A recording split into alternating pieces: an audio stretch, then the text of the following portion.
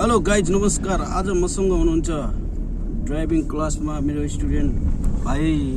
हजुरको नाम बताइदिनु त। मेरो नाम जसपाल।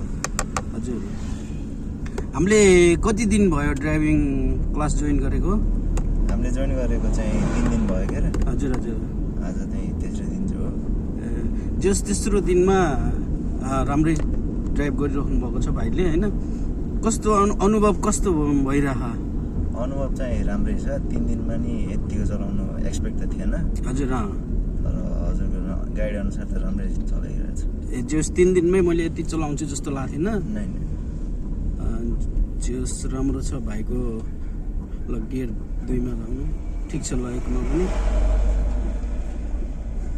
भाइको चलाइ चाहिँ राम्रो लागिरहेछ, होइन? भाइले चाहिँ पहिल्यैदेखि बाइक चलाइरहेको भएर पनि हुनसक्छ। जस उहाँले यति बेला राम्रो ड्राइभ गरिराख्नु भएको छ।